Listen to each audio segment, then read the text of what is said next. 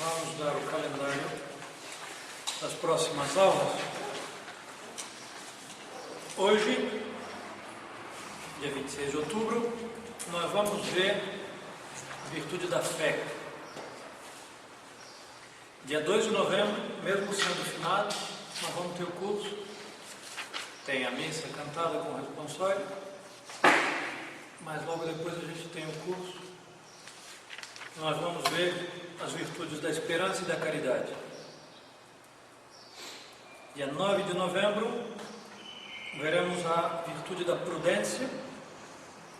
Dia 16 de novembro, o Padre Fábio vai fazer uma exposição sobre a Ave Maria, segundo São Tomás. Dia 23 de novembro, a virtude da justiça. Aí nós vamos ter, não faz parte do curso, mas vamos ter uma conferência de Dom Galareta, o bispo, dia 26, sábado. Ele vai fazer uma conferência para todos os fiéis. Dia 30 de novembro é a última conferência do curso, as virtudes da fortaleza e temperança. E nós vamos ter uma conferência final com audiovisual, com projeção e uma conferência formal ditada. No dia 7 de dezembro faremos um brinde e um pequeno coquetel entre os alunos, e aí se fará o anúncio dos cursos do ano que vem. Então está já tudo cronometrado até dia 7 de dezembro. Nós vimos, e pulamos hoje o protocolo, para poder dar tempo. Foi muito extensa a aula passada.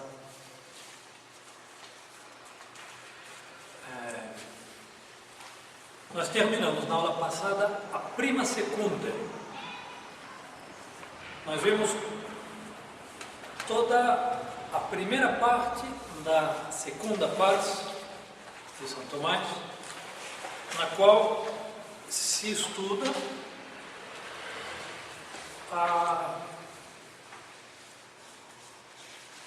as virtudes e os vícios e tudo que faz referência ao ato moral do homem.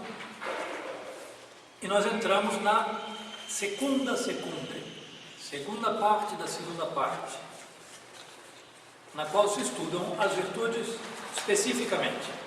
Nós vamos tomar cada uma das virtudes e começamos pelas virtudes teologais.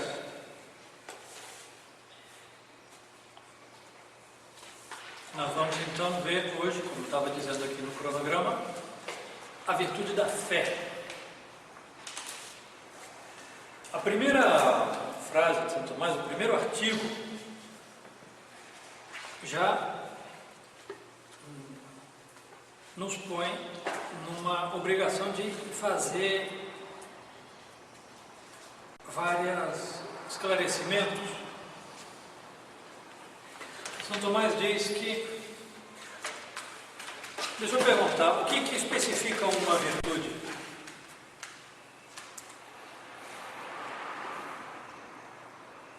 O que faz que uma virtude seja tal, que seja essa e não outra? Como que eu distingo uma virtude de outra? O objeto. O objeto da fé, nós temos então... São Tomás vai diretamente a se perguntar sobre o objeto da fé. A fé é considerada em si mesma. E ele vai dizer algo surpreendente. O objeto da fé é a veritas prima, a verdade primeira. Ou seja, Deus mesmo enquanto verdade. E ele vai especificar que Deus, enquanto verdade, é o objeto da fé, é o objeto formal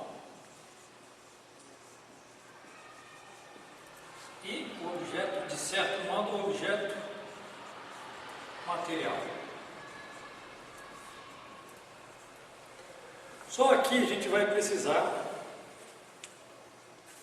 parar para poder entender o que ele está dizendo e digerir um pouco as noções que estão atrás dessas afirmações. O objeto formal, essa expressão, significa,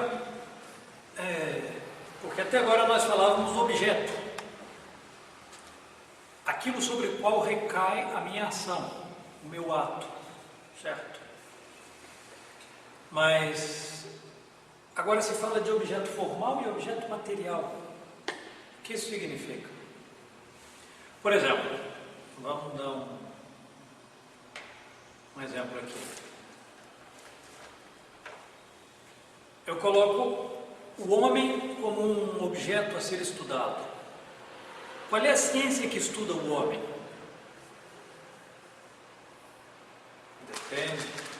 Depende em que aspecto. Se eu for estudar a saúde do homem, é a medicina. As relações das forças do corpo. Se eu for estudar os mecanismos a estrutura da alma humana, é a psicologia. Psicologia bem entendida, não a experimental moderna. Se são as medidas do homem, é a geometria. Dá uma olhada na minha situação. É a geometria. Eu tenho o mesmo objeto material e objetos formais diferentes. O objeto formal, então, é o aspecto que eu considero naquele objeto. Ora, eu digo que aqui São Tomás diz que objeto formal, a gente diz também a ratio, a razão, assim, o aspecto que eu considero naquela. A fé é o assentimento ao que foi revelado por Deus, mas que se apoia na própria verdade divina, que é a verdade primeira, como meio pelo qual o objeto da fé é conhecido. Como é que é, padre? Aqui é um tema muito importante porque é isso aqui, bem entendido, é este ponto bem entendido, que vai mostrar como a fé é um ato sobrenatural, é uma obra divina e não uma obra humana. Vamos devagar. A razão pela qual eu creio é que Deus revelou. Eu sei que em Deus há 3 pessoas: Pai, Filho e Espírito Santo. Mas eu sei, objeto material do que eu sei, porque Deus disse. Foi Deus que revelou. A razão pela qual eu creio na Santíssima Trindade é a autoridade de Deus que revela. Então, é o fato de que Deus está revelando. Ora, nós, os homens, tivemos o fato de que Deus se revelou, se mostrou e nos falou uma linguagem nossa e nos ensinou coisas que a nossa razão não podia chegar a conhecer. Nós cremos nisso porque Deus disse e não por outra razão.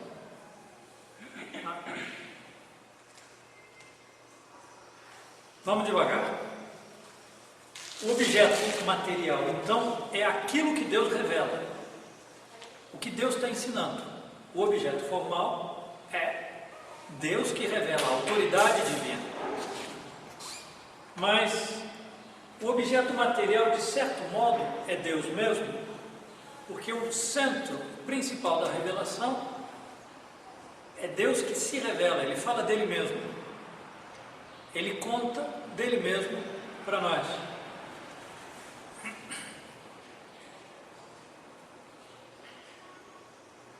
Isso aqui exige que a gente dê um passo atrás para entender o que é um conhecimento por fé, um conhecimento por autoridade.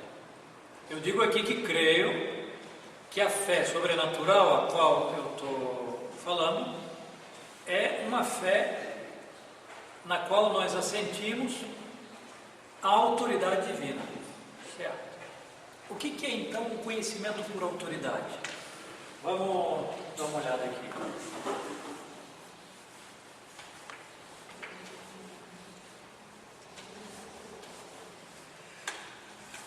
Nós vimos um pouquinho isso quando estudamos a relação entre fé e razão.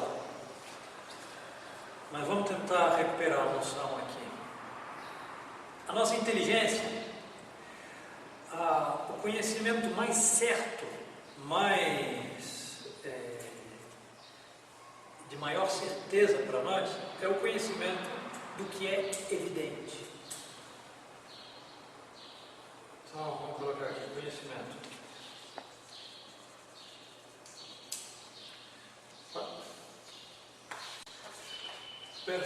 Nota. Aquelas coisas que são conhecidas por si mesmas. Por exemplo, quando eu digo que, sempre, o mesmo exemplo, que a parte é menor que o todo. É um princípio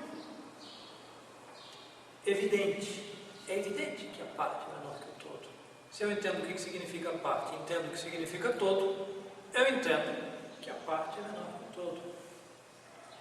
O que é e o que não é, não é. Princípio de identidade. É evidente, não dá nem para explicar um princípio evidente, porque a explicação supõe algo anterior. O evidente não tem nada anterior. Ele é evidence. Nós o entendemos só pelo fato de olhar para ele. Ao ver, a gente entende. A não ser que eu tenha um problema.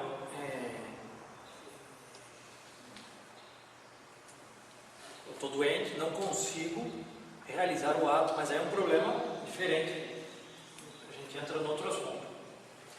Eu posso partir do conhecimento evidente e dar alguns passos e chegar ao conhecimento certo pelas causas, através do raciocínio.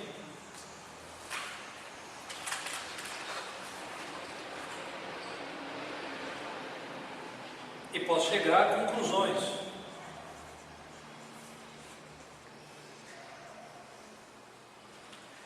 Essas conclusões podem ser certas, com certeza metafísica, porque eu, com uma lógica verdadeira, impecável, parto do que é evidente e, sem nenhuma possibilidade de erro, chego a uma conclusão.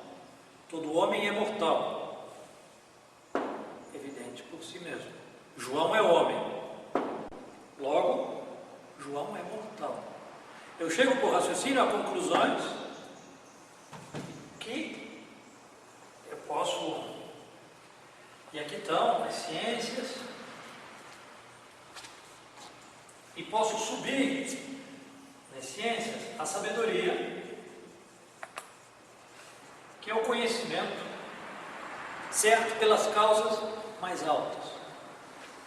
E o conhecimento, a sabedoria, naturalmente falando, é metafísica, e nós, entre parênteses, sobrenaturalmente falando, a sabedoria é a fé. Mas aqui é uma ciência que parte do conhecimento. E eu posso ter aqui raciocínios e conclusões apoiadas em coisas de certa conjectura. E aí eu tenho um campo do estimável, do que eu não tenho uma certeza, eu entro no campo da opinião, na qual os princípios do meu raciocínio não são suficientes para que eu tenha uma decisão sobre o assunto, a opinião pode variar muito. Desde uma opinião muito certa, quase sem possibilidade de erro, até uma opinião na qual a gente não se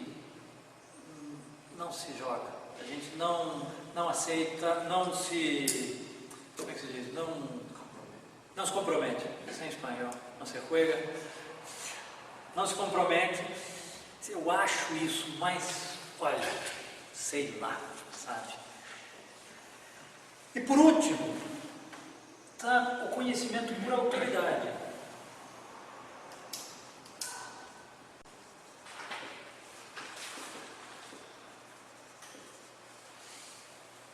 O conhecimento por autoridade é o conhecimento que eu não parto de nenhum princípio evidente, nem sequer de um princípio estimado, mas eu parto de que alguém me disse. Os princípios desse conhecimento vêm de outro. Ora, eu posso ter uma grande certeza aqui, eu posso chegar a uma certeza moral, porque eu estou confiando no outro, é um ato voluntário da minha parte, mas eu posso chegar a uma certeza moral, de certo modo definitiva. Eu dou sempre o mesmo exemplo. Alguém aqui esteve no Japão? Você esteve no Japão? Você duvida que existe o Japão? Mas você não sabe, por evidência, que existe o Japão. Você sabe porque outros lhe contaram. Ah, padre, mas tem fotos.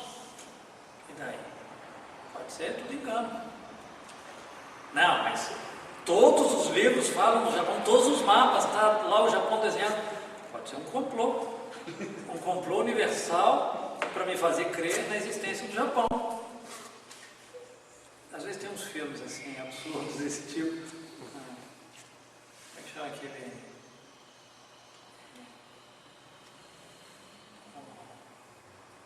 É meio comédia, meio trágico.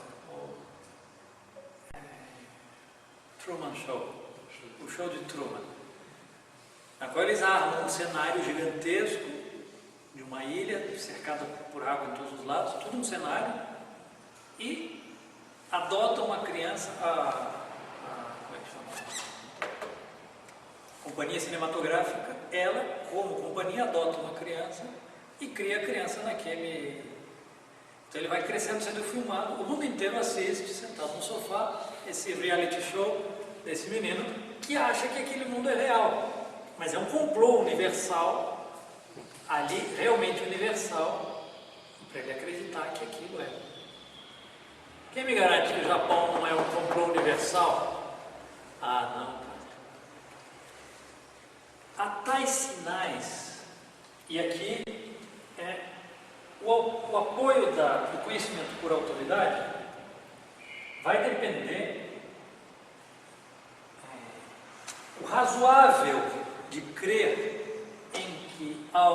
no que outra pessoa me diz, vem do que nós chamamos os sinais de credibilidade.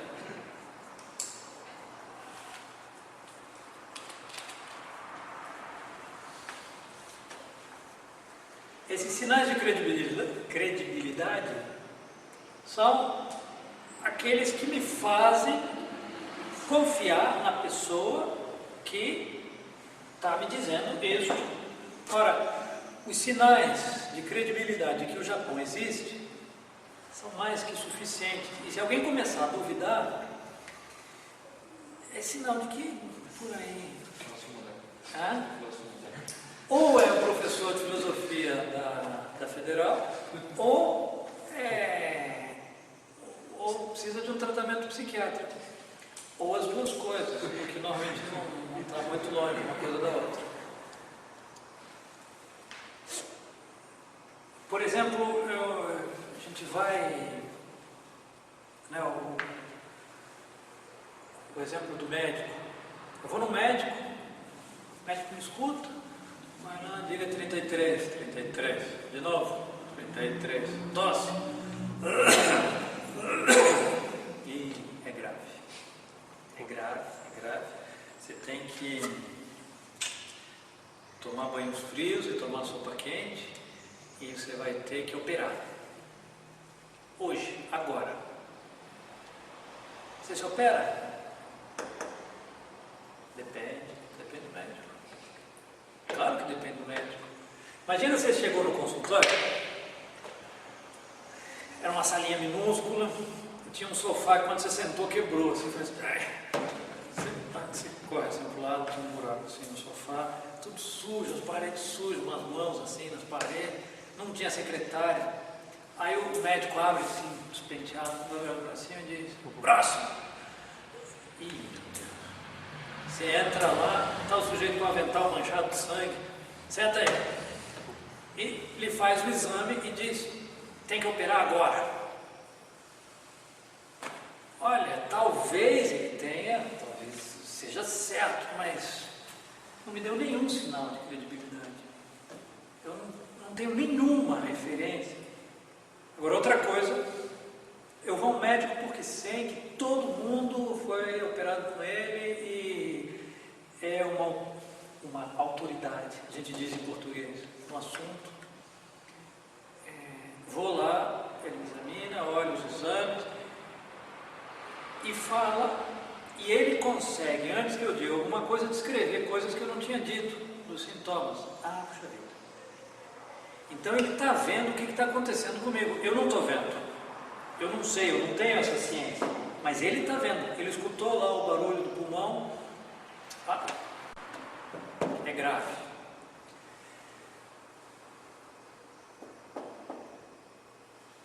Eu posso então, o grau de certeza deste conhecimento por autoridade, que nós chamamos de conhecimento por fé, conhecimento de fé humana, pode variar muitíssimo. Pode chegar desde uma coisa não crível, como algo certamente certo, que não há possibilidade de dúvida. Ora, aqui, entre os conhecimentos humanos, nós vemos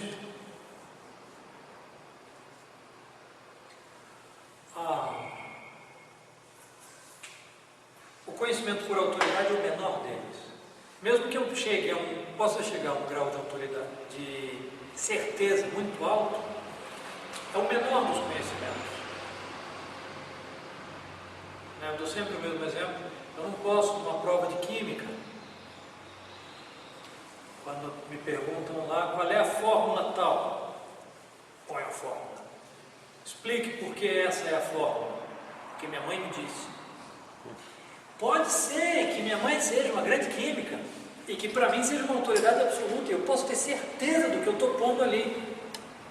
Mas não é possível que em química eu use como autoridade o que minha mãe me disse, com conhecimento por autoridade, o que minha mãe me disse. É o menor dos conhecimentos, humanamente falando. Mas aqui, na fé, resulta que o conhecimento por fé divina, que é o que nós vemos, é um conhecimento que vem de outro, aqui já com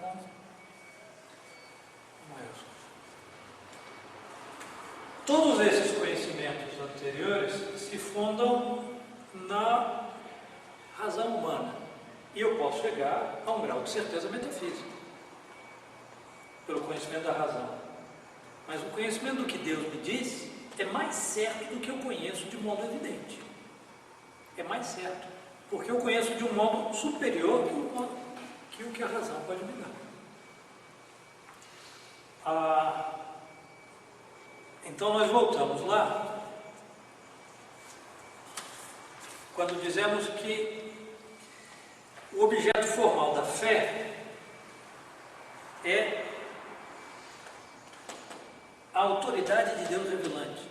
É Deus que ensinou e diz e explica. Em Deus há três pessoas, o Pai, o Filho e o Espírito Santo. Não é possível que a razão humana chegue a esse conhecimento. Mas eu posso crer no que Deus me diz e crer e saber com uma certeza maior do que a que eu sei as coisas evidentes que a razão pode chegar, que em Deus há três pessoas. Nós podíamos perguntar aqui, mas como é que eu tenho certeza que foi Deus que disse? Aí eu tenho que procurar pelos sinais de credibilidade. Os sinais de credibilidade simplesmente me mostram que é verdadeira a autoridade que fala. Mas crer é um ato livre. Eu posso saber, humanamente falando, que é razoável crer que o Japão existe. É mais, é desarrazoado não crer que o Japão existe, mesmo sem ter tido nenhuma evidência. É algo desarrazoado, assim, contrário à razão, porque os sinais de credibilidade são definitivos. Mas ninguém me obriga. Ninguém me obriga. Há uma participação da vontade aqui. A vontade inclina a inteligência, porque como a inteligência não vê o objeto dela, não é o seu objeto próprio, ela não conhece por evidência, a inteligência por si só não lhe basta o que ela está vendo, é preciso que a vontade impere o ato da inteligência na fé. Eu creio, e é o que nós dizemos no credo. Quais são as três primeiras palavras do credo? Deus Pai. Creio em Deus. O que isso significa? Eu creio em Deus. Ou seja, eu faço um ato de assentimento da minha inteligência àquilo que Deus diz. Depois vem o que Deus diz, que é o objeto material da fé. Mas o objeto formal, a razão pela qual eu creio em tudo isso, é o que Deus disse. Sim, Padre, mas o senhor pulou o ponto sobre os sinais de credibilidade. Aqui é no ato de conhecimento pela fé, Deus usa a igreja como intermediária, de modo específico, a autoridade na igreja, de modo mais claro, o magistério da igreja, como o meio pelo qual ele revela. E ele dá os sinais de credibilidade à sua igreja.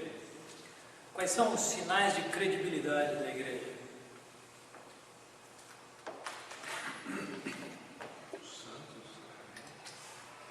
Santos, sacramentos, o que mais?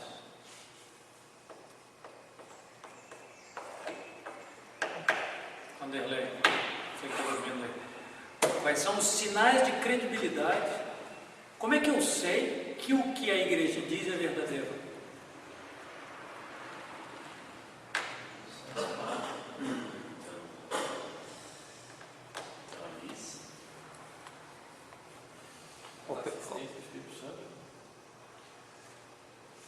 Esse é um ponto central. Por que vocês creem na igreja? Bom, a gente pode dar esses motivos, esses motivos, bom, pelos santos e, enfim, pelos milagres, mas parece tudo secundário. Eu só sei que a Sagrada Escritura é sagrada porque a igreja me diz. Bom, é pela autoridade mesmo. Mas como eu sei que ela tem autoridade? Pois é. Vamos supor, os luteranos dizem que eles também têm autoridade. Sim. Como que eu reconheço a divindade da igreja? Pois é, volta para a autoridade. Como se fosse pela autoridade original. Vocês estão caindo num círculo vicioso. É tão necessário isso que Nosso Senhor colocou sinais de credibilidade evidentíssimos, a tal ponto que não é possível não ver se há uma retidão de boa vontade. É verdade. Certo, mas por exemplo, em Deus há três pessoas. Vamos ver, tem algumas seitas protestantes que negam até a Santíssima Trindade.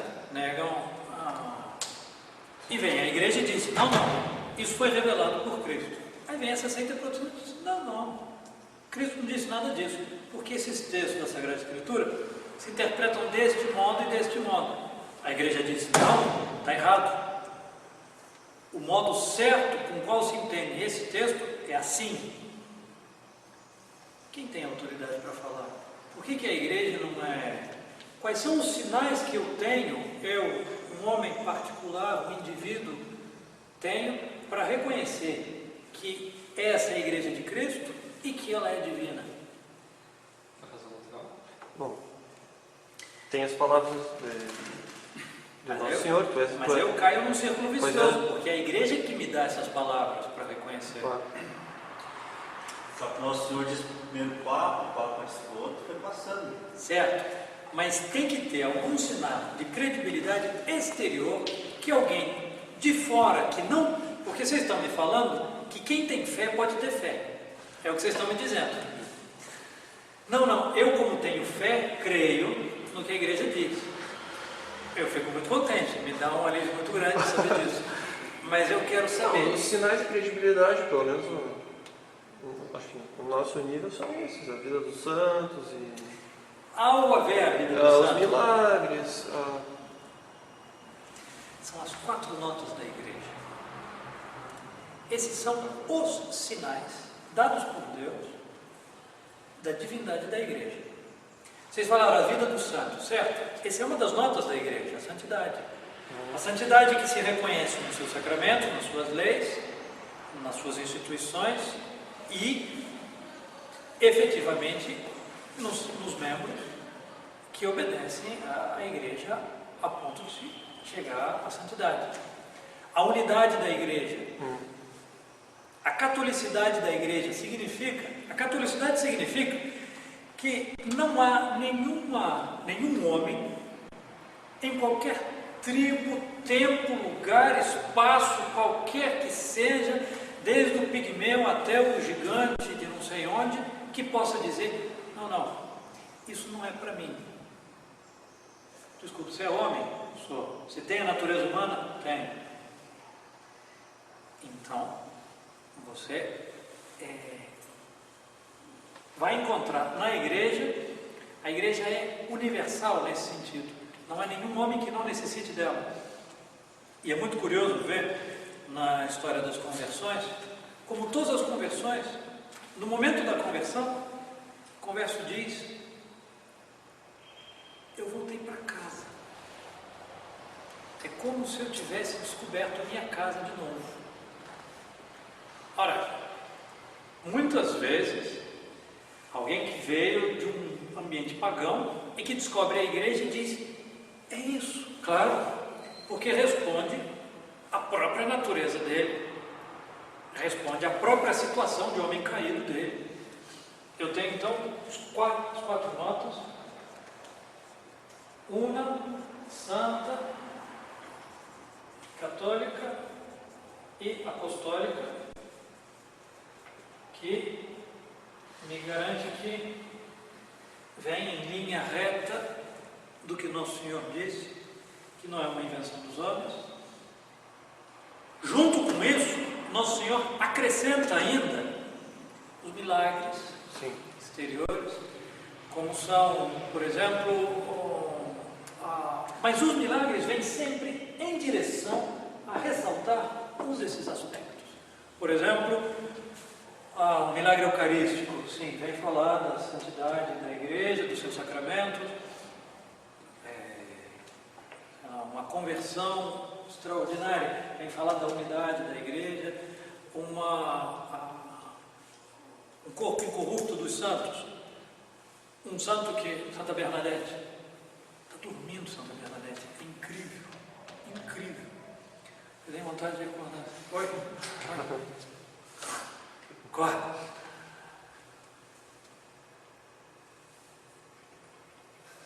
Essas notas, e por isso, a gravíssima crise hoje, que nós vivemos, são uma nuvem que se interpõe ao olho de um homem comum. Aqueles que se apresentam com o título de igreja, eu sou um membro da igreja, eu sou um representante da igreja, eu sou hierarquia da igreja, apresenta o contrário disso. Em lugar de unidade, eles propõem o pluralismo total. Em lugar de santidade, eles propõem um naturalismo em que tudo é correto, todos os pecados estão bem. Em lugar de católico, não, absolutamente. Em lugar de apostólico, não, é a comunidade, sai de nós mesmos. Realmente é um escândalo. Então, uma situação, o que significa escândalo? Escândalo é uma pedra de tropeço. Então, um escândalo é quando alguém, posto numa situação de eminência, faz uma coisa errada e induz os outros a fazerem também. O seu exemplo leva a que os outros caiam também. É isso um escândalo. É uma pedra de tropeço. Que o pároco, na sua paróquia, diga desde o púlpito coisas contrárias à fé, é um escândalo. Que o Papa faça uma reunião de Assis, dizendo que todas as religiões são boas, é um escândalo. É contrário à verdade. É muito interessante, no Japão, o Japão teve quanto tempo sem padres, os católicos lá? Eu não consigo lembrar, mas 300 anos, pode ser? Eu vou olhar esse dado exato, mas era uma coisa surpreendente, no qual eles não tiveram nenhum sacerdote, e depois que se abriram de novo os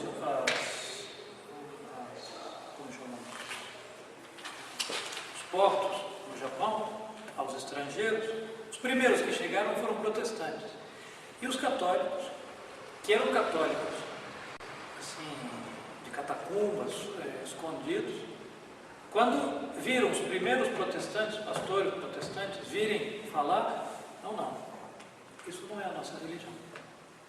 Evidentissimamente.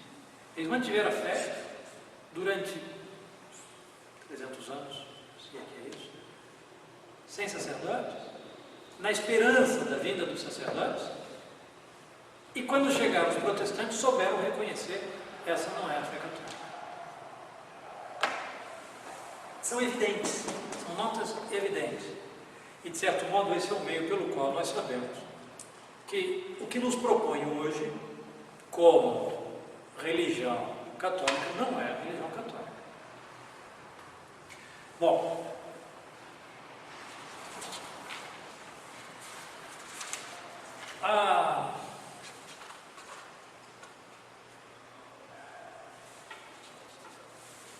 o ato da fé, ao se apoiar na autoridade de Deus, eu conheço com os olhos de Deus, eu conheço com a ciência de Deus. Quando eu vou, por exemplo, no médico e o médico me diz que eu tenho tuberculose, eu estou conhecendo com o conhecimento dele. Foi ele que viu e escutou as cavernas do meu pulmão e percebeu as ressonâncias. Foi ele que estudou, foi ele que teve os conhecimentos todos e que viu com a percepção dele que eu tenho tuberculose e me disse: você tem tuberculose. E eu passo a saber, ter um conhecimento que é um conhecimento dele. Há uma comunicação de conhecimento. Quando eu conheço por autoridade, de fato, entre nós, tudo entre nós é conhecimento por autoridade. A vida humana é toda entramada, todas as relações humanas. O homem, para chegar ao começo de pensar por si mesmo, precisou anos e anos de fundar a sua inteligência em conhecimento por autoridade. Tudo que uma criança sabe é por autoridade. E ela vai começando a pensar apoiando no que ela sabe por autoridade.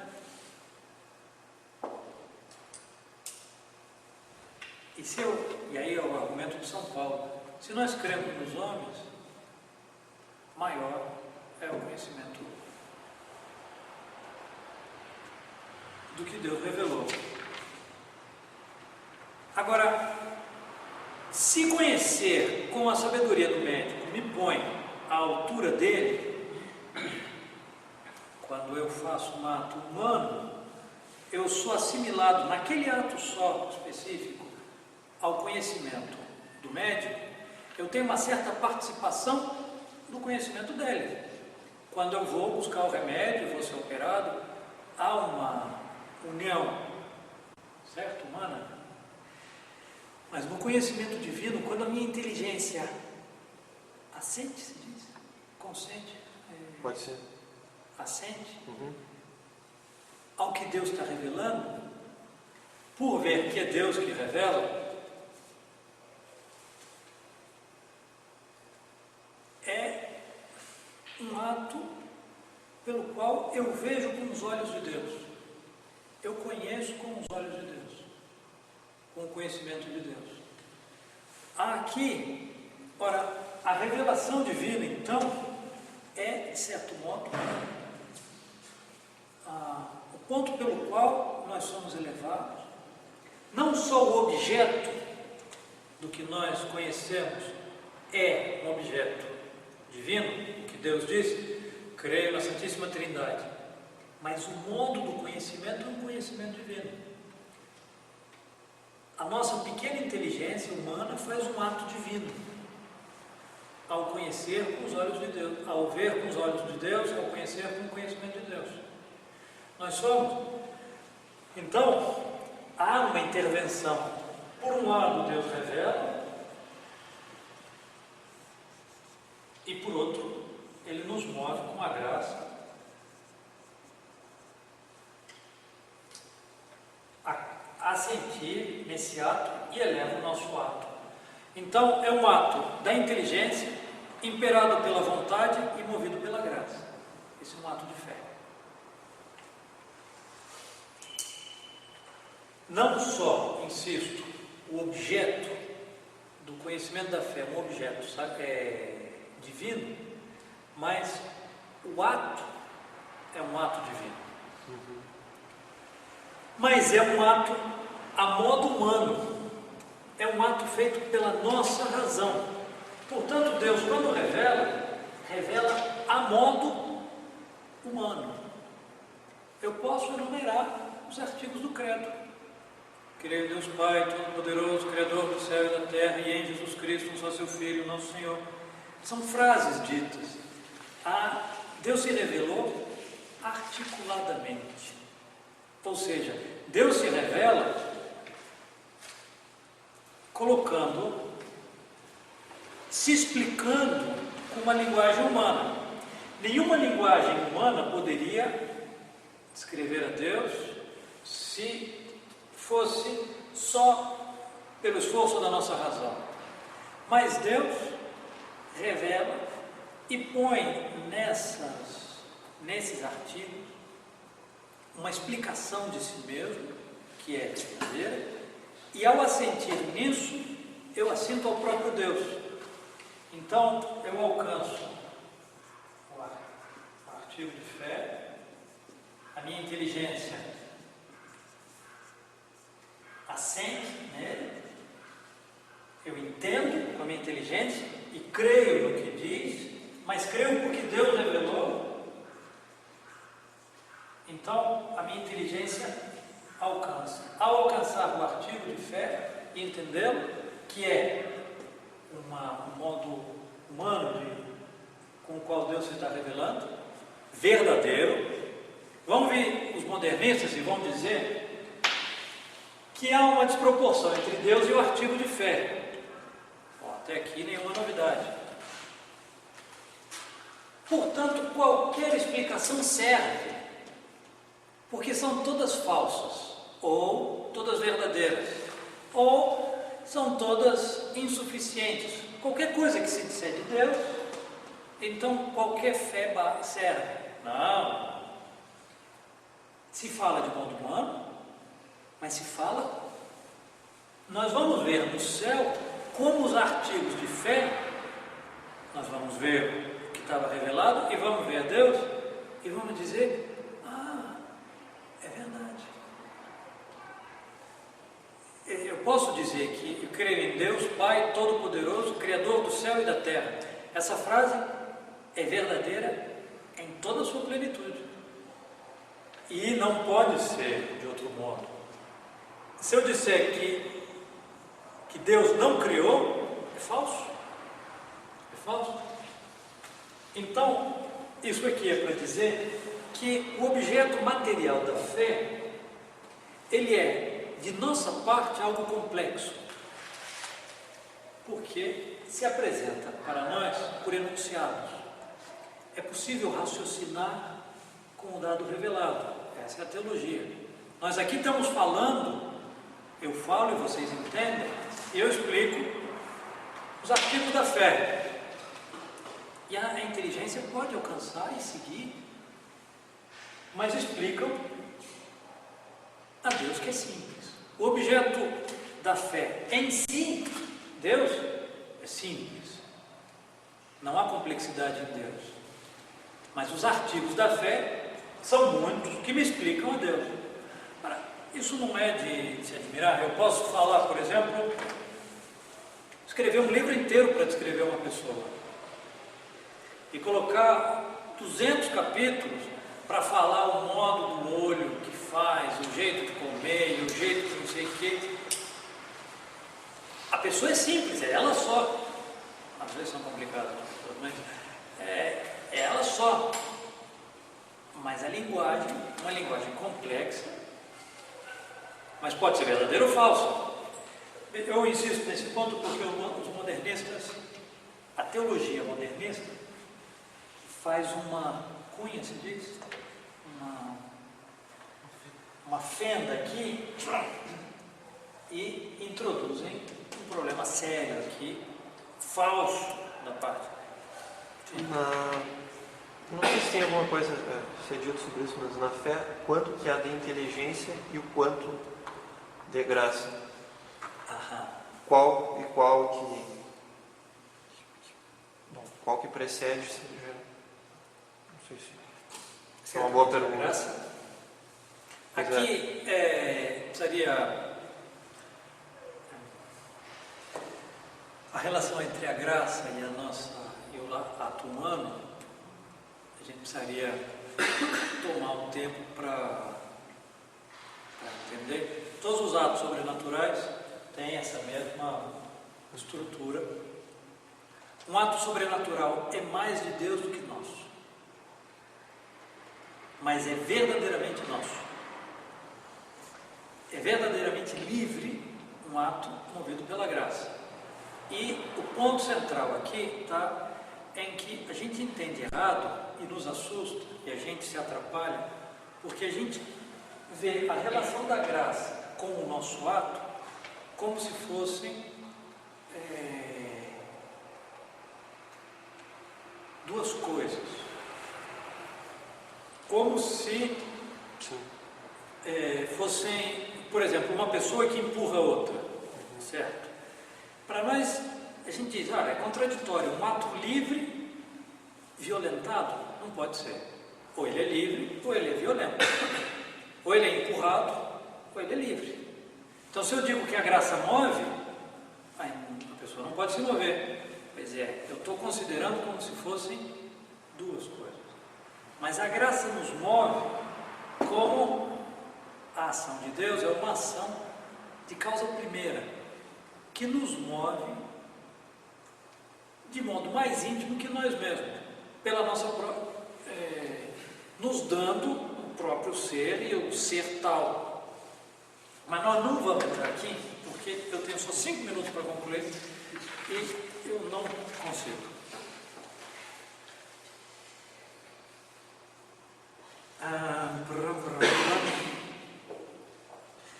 Da fé como virtude reside na inteligência, mas também na vontade, porque é um ato imperado pela vontade. Deixa eu perguntar, o ato de fé é meritório? A resposta é não, né? É meritório um ato de fé? Mas aí... Tem mérito fazer um ato de fé?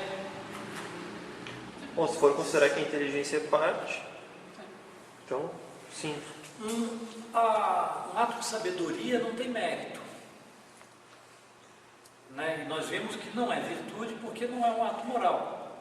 Saber não me faz bom, um saber mesmo a sabedoria. Nós vimos que as 3 virtudes unicamente intelectuais não são meritórias, por isso não são virtudes estritamente falando.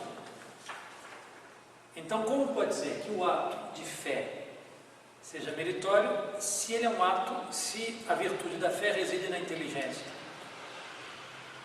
Movido pela graça. Movido pela graça, sim, mas falta uma... Se não tiver graça, não vai ter fé verdadeira. Sim, mas falta uma coisa. Que a graça não se merece? Isso. Qual é o princípio de um ato meritório? Quando que é um ato humano? Quando que ele é bom ou mau? Quando é meu. E quando que ele é meu? Quando ele é voluntário. Portanto, se o ato de fé é um ato meritório, é porque a vontade participa nesse ato. E é um fato. O ato de fé, nós vemos aqui, a inteligência não, por si só, ela não vê. Porque se ela visse, a vontade não a move. Ela é movida pela força do objeto. Mas o conhecimento por autoridade é um ato livre. Eu creio se quiser, se eu quiser. Os sinais de credibilidade me indicam que é razoável crer. Mas aqui então, o ato de fé da inteligência é um ato imperado pela vontade. E o recebimento da ação da graça é meritório? É meritório? Você está trabalhando com a graça, né? Porque a graça primeira, da qual nós saímos do pecado mortal, ou de uma situação antes do batismo, para estar em graça, não pode ser merecido. Não há nenhum mérito possível. Mas se eu já estou em graça, o ato que eu faço, estando em graça, movido pela graça, é meritório. Portanto, um ato, eu só tenho fé informada se eu estou em graça.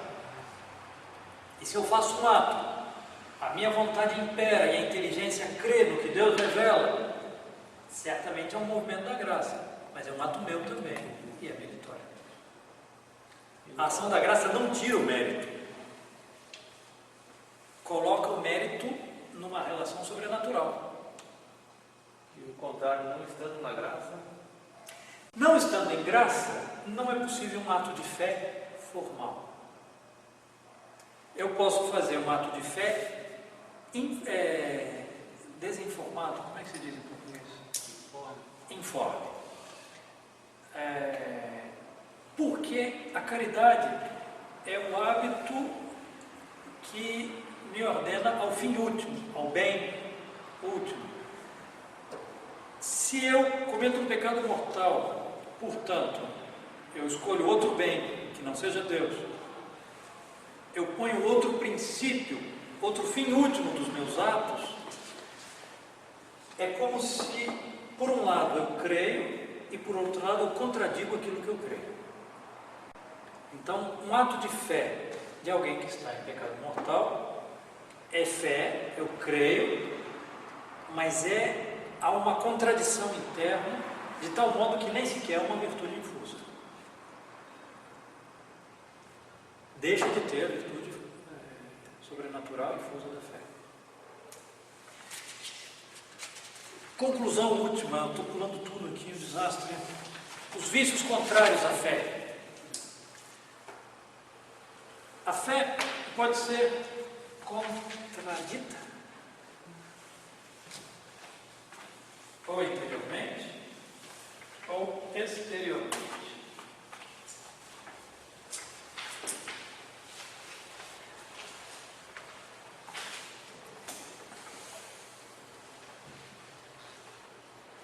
A fé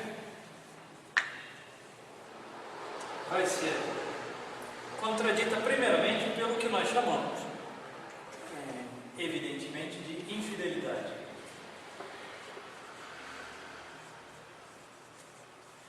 Curioso porque a própria palavra infidelidade tem uma conotação voluntária.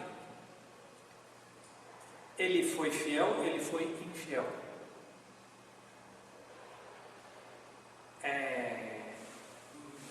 Em português, ou a própria palavra em latim,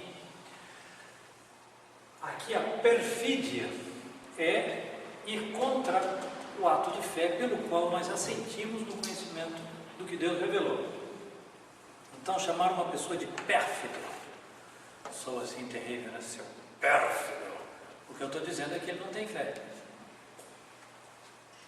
E hoje em dia, se você disser seu ateu, não sei sim, seu pérfido, pá, sai para briga. Está dizendo a mesma coisa. Perfídia. Há dois modos. O primeiro deles é a heresia. O que é a heresia? Herege é aquele que escolhe, pela etimologia da palavra grega.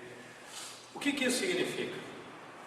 Eu pego o credo e digo, muito bonito. Isso eu creio, isso eu creio, isso eu creio. Isso aqui eu não creio. Não. Isso eu creio, não, isso não, isso eu creio. Ora, alguém que olha assim o dado revelado, o que ele está dizendo? O princípio pelo qual eu creio, o objeto material, o objeto formal sou eu mesmo. É o que eu acho que é crível. Não porque Deus revelou, porque Deus revelou tudo. Se é pela autoridade divina, ou eu pego tudo, ou eu rechaço tudo. Se eu escolho eu estou negando a autoridade divina. Eu estou me colocando no lugar da autoridade divina. Esse é o grande pecado contra a fé da heresia. Aquele que deforma o rosto da revelação e se coloca no lugar de Deus revelante. A heresia, então, é uma deformação grotesca da fé. A apostasia é o abandono da fé sem substituí-la por outra coisa. Eu nego a fé sem deturpá-la, mas é lutar contra a fé. E a blasfêmia.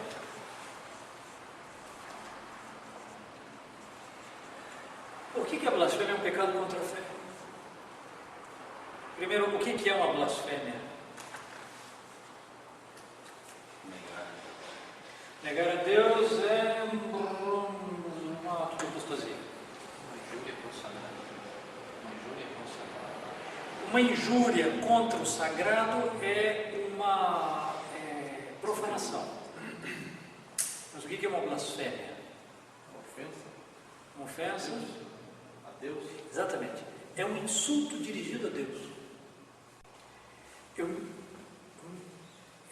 me ponho diante de Deus e o insulto. Os italianos no campo, ou os espanhóis, têm costume de blasfemar como um costume assim, corriqueiro, como quem diz qualquer coisa. A blasfêmia é sempre um pecado mortal, porque não tem um modo de insultar. Se eu insulto a Deus, não tem um modo em que isso não seja grave. Se eu me ponho na atitude de insultar a Deus, é sempre um pecado mortal. Mas por que é contra a fé? Mas eu não estou negando. A fé, eu creio em tudo direitinho, só que eu insulto a Deus. Bom, tira a autoridade, né? Vai direto nesse ponto. Não, eu creio em tudo que Deus diz, perfeitamente. É mais, um insulto contra o Santíssimo Sacramento. Eu estou crendo na divindade do Santíssimo Sacramento e o insulto. Agora na França, justo tem estão passando uma peça de teatro blasfemo em que eles põem o rosto de Nosso Senhor enorme, umas crianças jogando pedra e insultando Nosso Senhor. Um horror.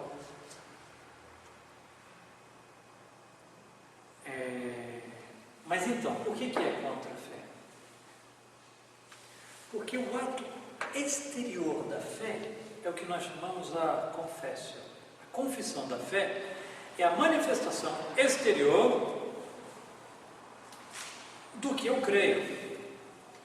Todo católico está obrigado a manifestar exteriormente que ele é católico. Eu não preciso a cada momento andar com uma placa na rua e dizer sou católico. Eu não preciso.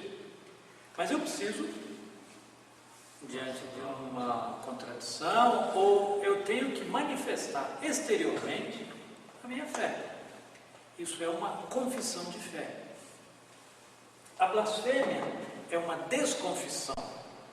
Eu estou indo exatamente contra o ato exterior próprio da fé, que é a confissão. Eu estou insultando Deus. Bom, vamos terminar aqui. Não sei se tem alguma pergunta. Heresia falava uma mentira.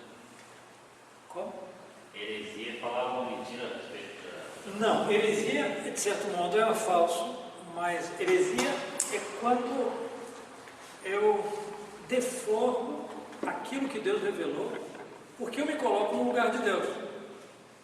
A atitude de quem tem fé é uma atitude de uma humildade muito grande. Em geral nos acusam, vocês são orgulhosos porque vocês acham que são donos da verdade. Não, nós somos servos da verdade. Nós somos humildes servos da verdade. Quem é dono da verdade é Deus, que revela. Agora, seria de uma soberba monstruosa que Deus revele alguma coisa e que eu diga, olha, eu prefiro a minha opinião ao que o Senhor diz. É isso que faz o herege. Ele toma o que Deus revelou, escolhe, modifica, ele deturpa a revelação de Deus conforme o seu gosto, o seu beneplácito. A apostasia é a negação da fé, mas a heresia é a deformação do que Deus revelou, se colocando, a pessoa se põe ela mesma como princípio. Lutero vai dizer que quando que eu sei que uma coisa está revelada? Quando eu sinto. E o que é verdade ou falso religiosamente? Cada um toma a Sagrada Escritura e a interpreta segundo o seu livre-arbítrio, segundo sua própria interpretação. Ou seja, sou eu a regra próxima da minha fé. Isso é um atentado grave. Nesse caso, seria uma substituição, que é o que acontece hoje, naquela relação da revelação da inteligência pela emoção, pelo sentimento. Não necessariamente. Muito facilmente a gente cai nisso. Mas o que substitui ali é o lugar do magistério, a pessoa se põe no próprio magistério. É um orgulho. Certamente, é um orgulho tremendo, mas a pessoa diz, eu não quero nenhum mestre, eu não quero ninguém que me diz, nada objetivo, sou eu o princípio. Pode ser até muito racional e muito pouco, como é que chama essa seita?